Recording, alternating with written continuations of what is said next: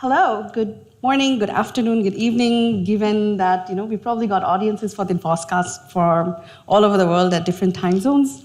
My name is Zeenath Reza Khan from the University of Wollongong in Dubai and NI's Working Group Center for Academic Integrity in the UAE.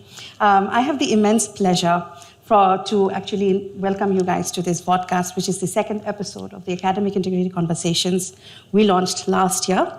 The whole purpose of this conversation was to have these intimate dialogues with stakeholders from the academia on important issues like academic and research integrity. We started this last year, we had great response, and we want to continue that this year, of course, given it's a new era, I believe, that we are in. So today I'm joined by my esteemed colleague, mentor, and friend, Dr Mai El Barachi. She's the Director for Computer Science and Information Systems at our Faculty of Engineering and Information Sciences at University of Wollongong in Dubai. It's fantastic to have you here. You are a very impressive leader. We've seen your career through the different industries, of course, to the academics, teaching such a variety of technical subjects in engineering and computer sciences, such as security, networking, of course, programming, mobile computing, green computing, penetration testing, and so much more. Dr. Mai employs a student-centered, very pragmatic approach to teaching her students. We've seen that live on action with students really getting hands-on work-integrated experiences right from the classroom all the way to the industry.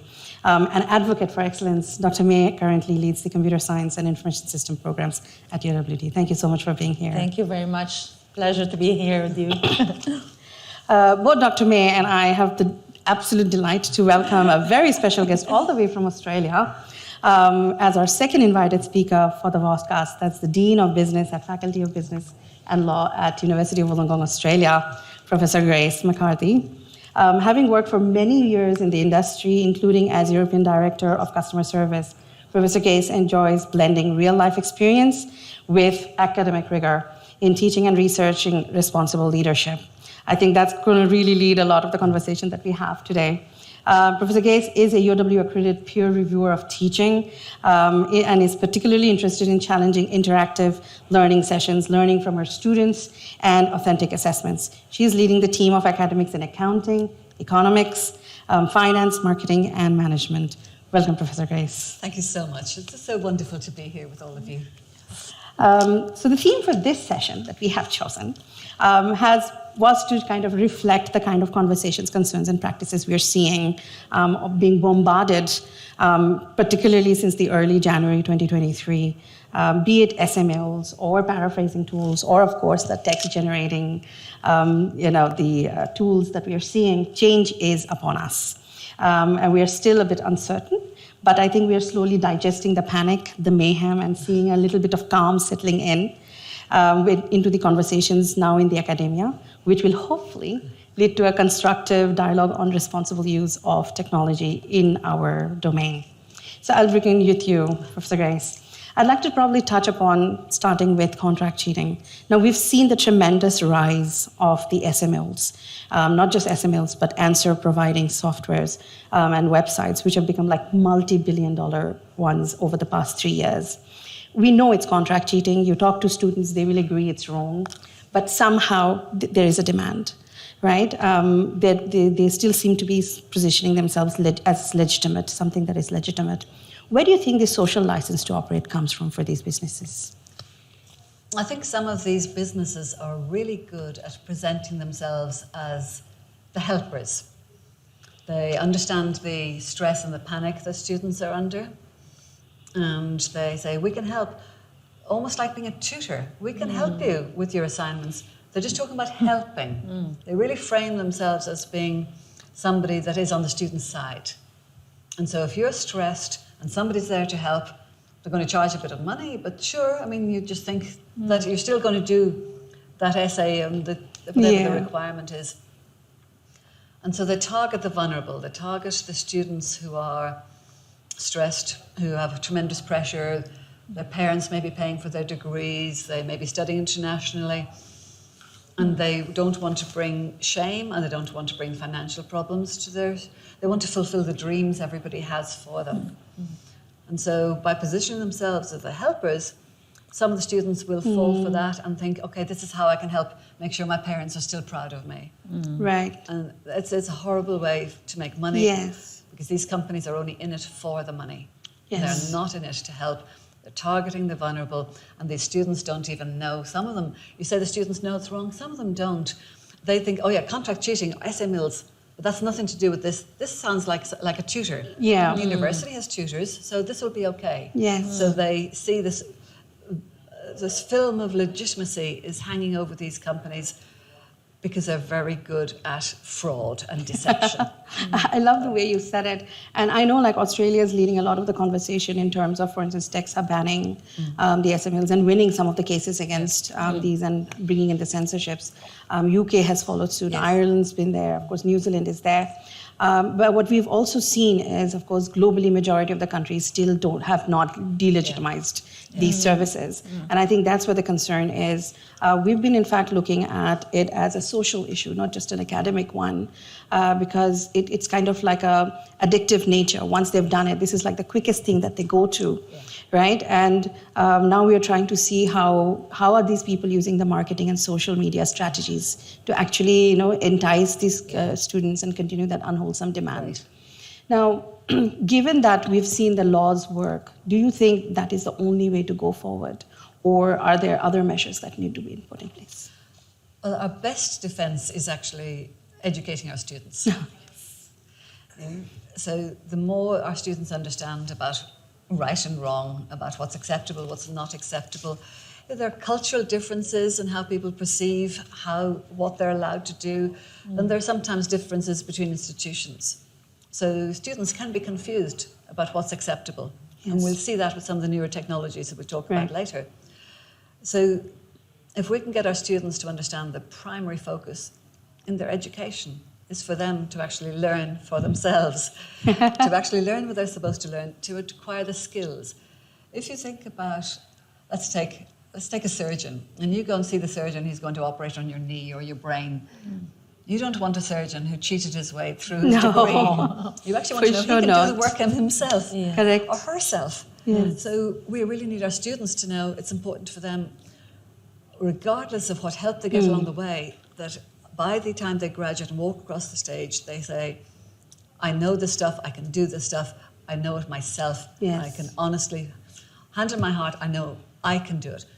If we can't get the students to see that that's important, we've failed. Right. That's one of the things we must teach them. Regardless of any content and theory, anything else, they need to understand how important it is for them to do the work themselves. And you're absolutely right, and I love that insight because the 2020 plane crash that happened in Asia, I think that really brought focus on this point in a very relevant, very realistic manner, not just an academic concern that teachers are yapping about, because there were these two pilots who ultimately they found out through investigation had never sat for their exams. They had hired other people to actually sit for the exams for them. So for all anybody knew, they had no clue what they were doing. I'm getting on a long flight tomorrow.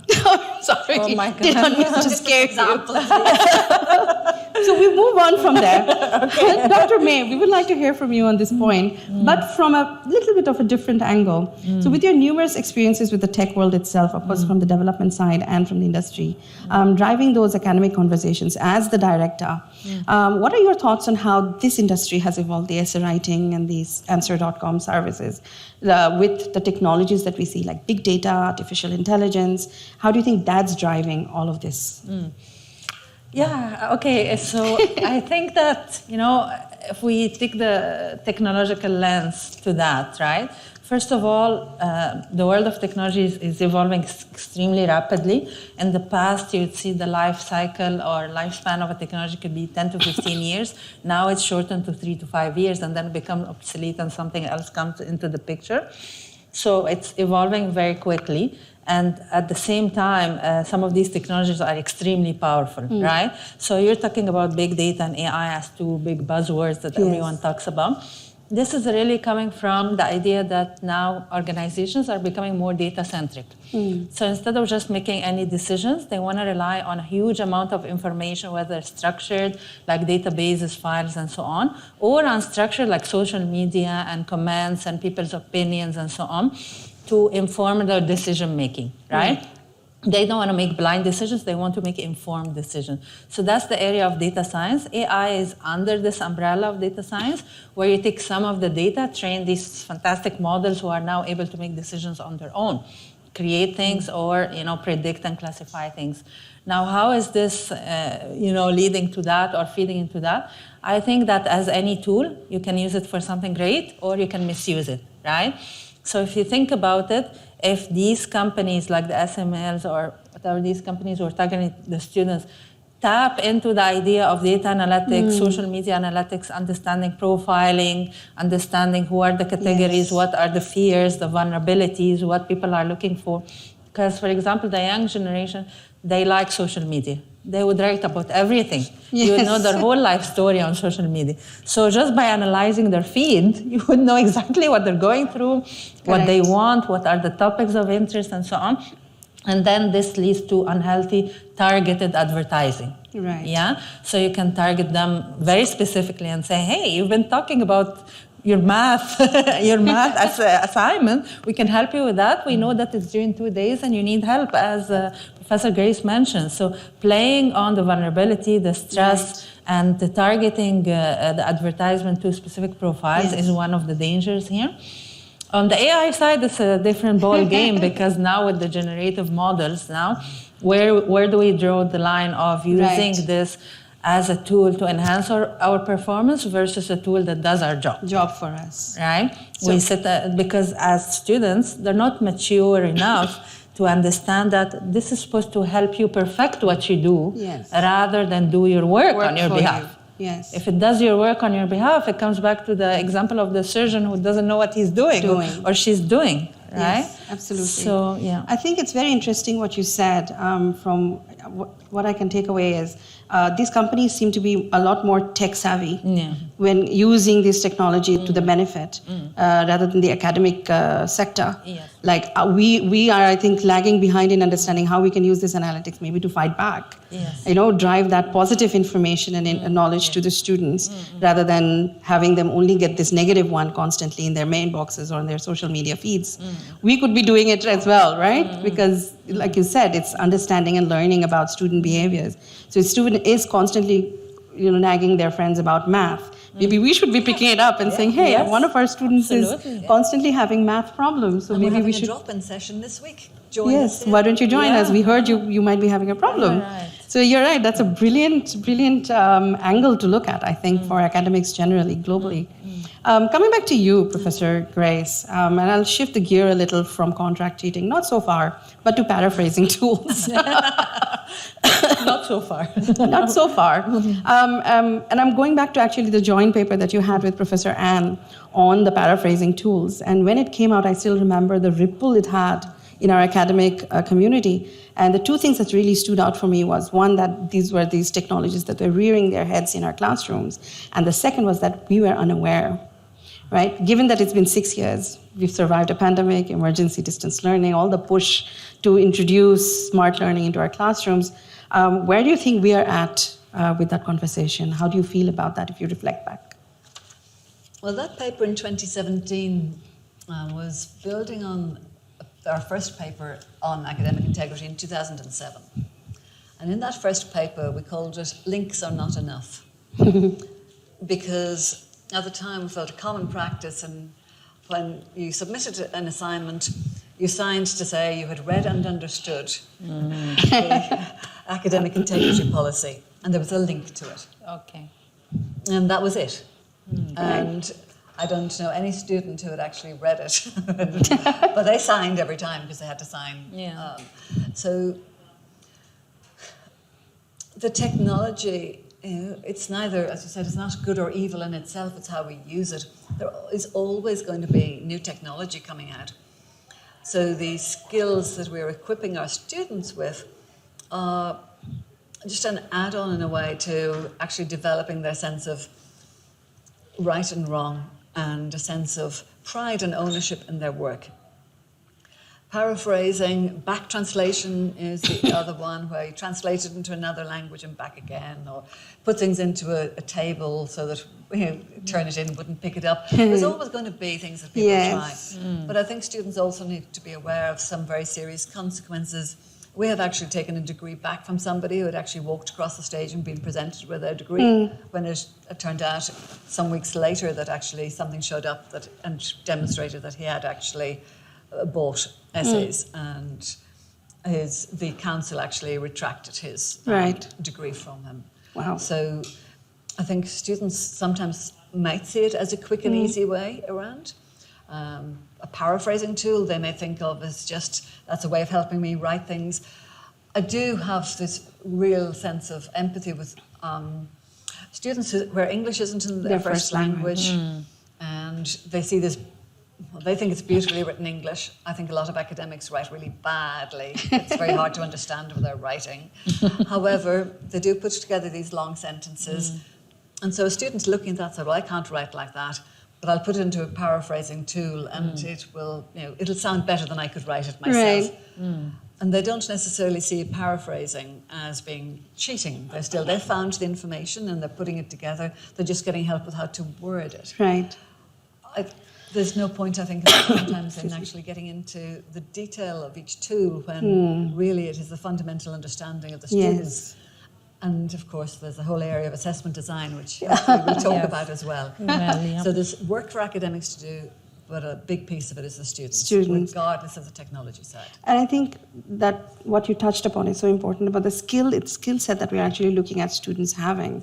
How important is that paraphrasing ability in that student, in that particular subject, right? And this was actually a conversation I was having with somebody with calculators, and they're saying, no, they're two different things. Because a calculator is testing a very different set of skills. And when you're writing an essay or you're getting a student to write a report, it's a completely different set of skill sets that we are looking at. So we can't be comparing, it's like apples and oranges. So I think you're right, the conversation does kind of veer back to assessment design and what our role is in this conversation. So jumping on that same point, Dr. Mai, from the perspective of looking at teaching these technical subjects, right? Because this conversation is a lot of time driven by humanities, business, social sciences conversations about where you need to write essays and reports and reflections versus technical subjects with like mathematics or coding, algorithms, engineering, design, etc. How do you view these kind of edtech tools in the classrooms, and what do you think are the impacts of teaching subjects in this space? Yeah, it's an interesting question. Yeah, our subjects are very different. We don't have much essays to write. We don't have this kind of assessments. Most of our assessments, and nowadays more than ever, we're moving towards skill-based assessments and project-based. I think that's just a fantastic idea to assess the skills, because you ask them to sit down and write something on a piece of paper, while when they go to the industry, they're never going to ask for that. They will say, do it. Here's a problem, show us how we can solve it. So in a way, this is helpful, because already the nature of the assessment doesn't lend itself to a tool doing it for you. You have to demonstrate. And I just want to link it to what Professor Grace mentioned about the students need to understand that they need to gain these kind of skills in creating content, but also communicating their ideas. You can't get away, with not being able to communicate your own ideas in an authentic way. You're gonna go and someone will ask you a question. You'll have to answer. You can't look for a tool and copy somebody else's answer. So I feel like if they understand the criticality of this kind of skill, in the real world, they won't do it because they're harming themselves.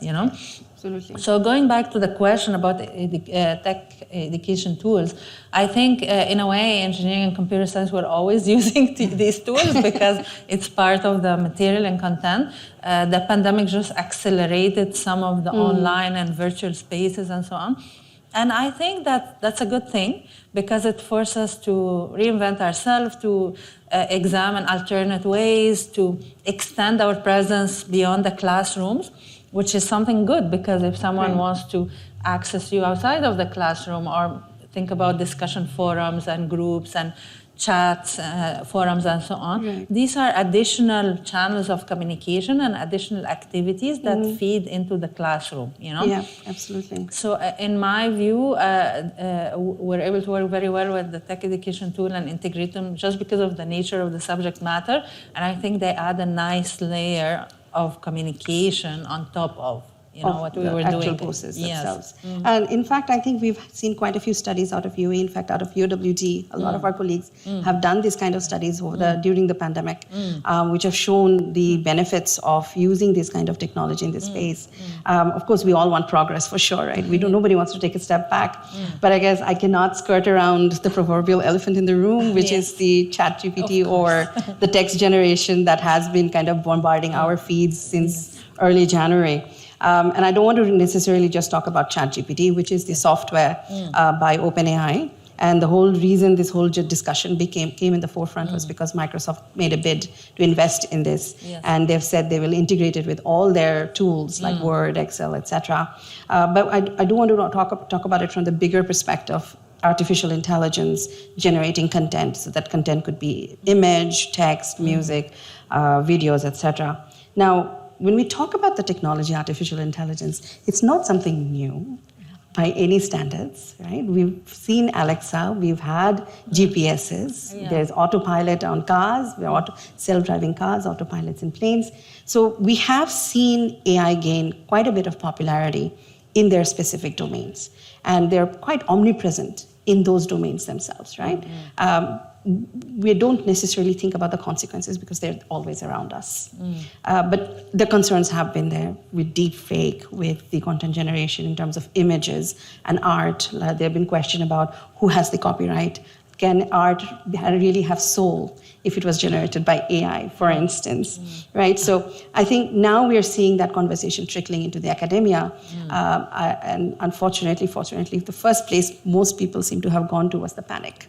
And we've seen horrendous centralized news headlines about banning it and going back to pen and paper experiences and so on and so forth.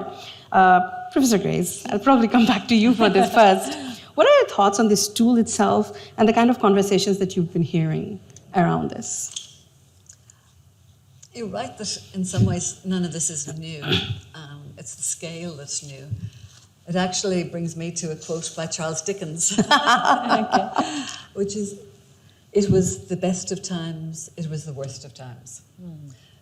So artificial intelligence combined with data analytics is offering us huge opportunities. And it's the worst of times because we actually don't know how to take advantage of all those opportunities yet. And if we can get it right, it will actually help us to use the tools for the benefit of humanity, the benefit of the planet, to tackle climate change, really make impact and do good. But we each have to experiment and figure out, what can it do for us? How should we use it? To know how should we use it, we need to know how we could use it. Now, if I look at the assessments, it's not very good at writing reflections about my workplace because it doesn't really know the nuances of my workplace. And so in my MBA leadership subject, I love reflections, and I have students do videos, and it's not going to do a video for me, so I'm not worried about that either. Where I'm seeing some interesting opportunities for developing students' critical thinking, instead of banning it, is to actually give them something produced by ChatGPT or its competitors and give it to the students as a starting point. Now go away and find some sources, actually have a look at this. Is what they're saying true? Is it right or is it wrong? Provide the evidence for or against and draw your conclusions so you're getting them to move forward. I know that people are using it in industry as a starting point for presentations, for example, for an outline. So if we're equipping students for the workplace, then I think we can't just say, you can't use it. I think it's more about how can we use it ethically and appropriately, and that we actually define that this is what you can use it for, but we need you to do X, Y, and Z that show it's your own work. Absolutely. So I think it's a really exciting time. It's going to take lots of experimentation, and it's fun. You can put in anything and actually ask it and see what it comes up with. Because if we don't play with it, we're not going to be able to make good use of it and creative use. So I think in terms of authentic assessments that are workplace-based, the reflections, the questions and answers, the oral exams, all of those are great. Right. But I think there's maybe new types of assessment we can start to explore and have fun with So that's what's exciting about it. It is, So yes. would it be fair to say then headlights, and again the recent ones that said MBA exams are being passed, the nursing exams are being passed by softwares We like don't this? have any exams in our MBA. Brilliant. We're good to go. We're fine. So at this point, maybe we take a step back to look at the bigger question: what is this technology? Because I think a lot of this stems from fear. People just don't know what it does. And like Professor said, maybe just play around so you have an idea of what it really does and what it isn't. Yes. What is this text generating technology? Good question. So really, ChatGPT is just a generalized language model. Okay, and what it does, let me just a quick nutshell, because we need to explain what is machine learning and AI first. So normal programs that we write are rule-based. You write some lines of code, and it does whatever you tell it to do, and that's it. Not more, not less. Then someone came and said, no, we're going to invent a new way of developing these software systems. We're going to develop them, give them the ability to somehow think like what we think as humans. So AI models and machine learning models, what they do is we don't program them. They're not programmed. They're just trained on data. And they're fed huge amount of data, and they try to figure out the patterns and the relationship between the input and the output from the data. Now, if you think about it, this is exactly how we learn as humans. As I was saying to you, when a baby comes to the world, we don't give them a list of rules. This is how you behave in the world. They just observe around them, and they figure out, oh, this is something good, this is bad, this is a toy, this is fire, whatever it is. So they make out these patterns themselves by observation, right? So these models do the same thing. Now, ChatGPT is just a language model, which is a type of AI model or machine learning model that has been fed almost everything that exists online in terms of natural language, natural text written in different languages and so on. Imagine papers, articles, books. Imagine if, as a person, you read all of this, how much information you would have, right? And also audio. Right? Conversations, interviews, and so on. And it learned all these patterns. It made all these relationships. So now, when you ask it, it responds based on what it knows. Just like a person would be very educated, very sophisticated, would be able to respond, but much more, given the scale. As Professor Grace mentioned, I think what's new about it is, and what's genius, what made it very popular and accessible is that it's a chat.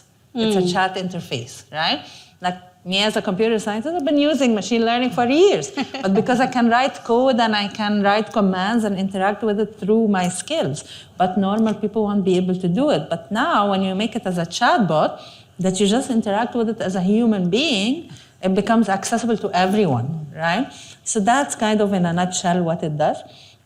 It generates authentic, original content, contrary to the belief that taking bits and pieces and putting them together. No, it just learns patterns and generates its new content as if you as a human also have read many articles and then you say your opinion about this topic, right? Same idea. So that's what it does. What was the rest of the question? Forgot. That is it. Just giving us a clearer idea of what really this technology is and what its capacities and limitations are. Right. So this is its capacity. It's very exciting because it's exciting to ask a piece of a machine and it answers us so naturally and eloquently. Limitations is it only can answer based on what it knows, right? So it doesn't take real life feed from the world. It's only been trained on past, almost historical data. So it will answer based on that. Of course, the internet data, this is the wild, wild world. Not everything is true there, right? So there is misinformation, there is contradictions, there is wrong information. So it picks from that. It can give wrong answers.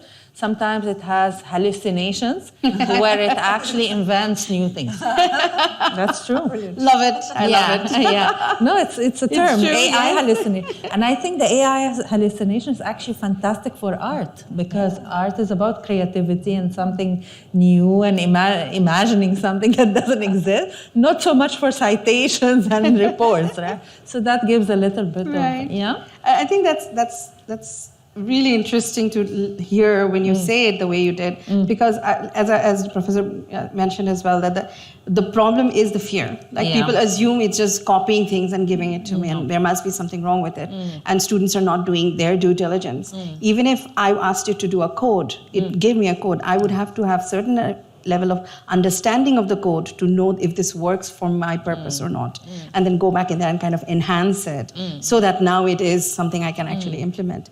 But the person doing it would have to have that level of understanding of the algorithms and everything that goes behind developing that code itself. And you have to give it the logic of the code. Exactly. You can't just tell it, build me a new Facebook. No, that doesn't work like that. But you say, give me a piece of code that does this, like a small function, a small thing. Then you have to have the logic, the steps of the solution to tell it to build it, right? And what I'm hearing more and more is, of course, about not panicking, thinking about the assessments, thinking about how we can use this as maybe like a landing pad for the students to look at and then build on it rather than just completely banning it out of our classrooms. So we are almost out of time. So Dr. Mai, because I'll just continue with that, given what you've seen with the UOW and UOWD, the way we have been leading the conversations on academic integrity, how do you see academic integrity's positioning in the larger conversation around technological revolutions? I think that two things. One is definitely awareness and clear understanding. Teaching the students that, again, you are here to learn and gain skills. If you don't gain the skills, you're cheating yourself, number one, and then you go to the workplace and you can't do your job. So is that really what you want to do, right? So understanding the risk and danger, one. Second is, I think as academics, we need to try to learn and embrace the technology as a tool for enhancing our capabilities as humans, right? If we have a tool like this, why can't we use it to enhance our productivity, to enhance our output, Yes. You have to be creative. The problem is people don't want to change. They want to stay as they are. So this is really going to push us to reinvent assessments. What kind of assessment? Why can't we integrate this as a tool in our classroom? Say, here we go. You can use ChatGPT to do this assignment, use it for these steps and do these steps as she was mentioning. So I think integrating it and thinking of it as a new calculator. For me, it's a sophisticated search engine. That's really what it is. The only difference is Google gives you all the results as they are. This thing puts them together nicely and summarizes them to you in its own way. Right? So why is Google good? Okay. And this is bad. It's just a new version, a new generation of search engines, right?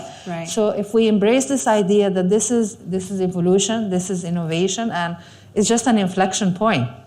It takes time before people embrace, diffusion of innovation theory. So it just takes time for a mass of people to embrace it. This is the inflection point where it's going to grow very quickly. So I think we better get on board quickly as well. Embrace it and start experimenting. We need to have a playground for us, between us, experimenting. What can we do? Share best practices, test it out, integrate it in multiple subjects, multiple domains. So we come out and say, hey, we have integrated this tool in our teaching, and now our teaching and learning is better. Yes, correct. Because I think workplaces are expecting people to be more efficient, be more productive, and more cost-effective. Yes. And if that means using tools like this, that's exactly what they're going to want. So in fact, if we're not teaching our students these skills, we're probably doing a disservice. This could be a skill in itself. That's required by the industry. Absolutely. So wrapping up, Professor Grace, then, what do you think are the takeaways for any kind of institution in terms of strategies, policies, the kind of conversation I think we should actually be hearing more and more, top-down, governance-wise? I think what May said about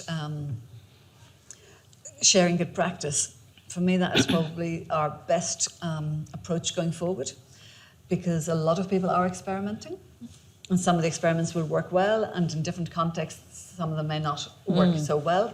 The more we can share that, the better. So actually our default should be having a sandpit that we can actually share some of those ideas and experiments. And we should have that really strong emphasis on getting our students.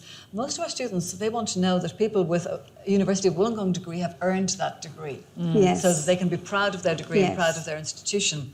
That's the standard we uphold. So the students are our allies in this fight, and they are interested in actually having degrees that are credible, that employers respect, and they will not get that if cheating is rife and people are just allowed to get away with without achieving those learning outcomes, developing those skills themselves. So we need to have those conversations with the students. From an institutional perspective, it's actually getting all the academics to think about assessment design, to think about what the implications are, what the possibilities are, and then to share all of those good practices. Yes, absolutely. It's an exciting time. Yeah, I think it is too. And we are really glad we are where we are in the space that we are at, because we are supposed to be the innovators and preparing the next future, right? So I think it's really exciting that we have that positive approach. With that, we come to the end of the second Academic Interview Conversations Vodcast. We do hope our audience has gained some insights on edtech, artificial intelligence, and of course, content generators. I take this opportunity once again to thank Professor Grace, Dr. Mai for joining me, Zeenath Reza Khan, at the conversations today. Thank you. Thank you, Zeenath. Thank you very much.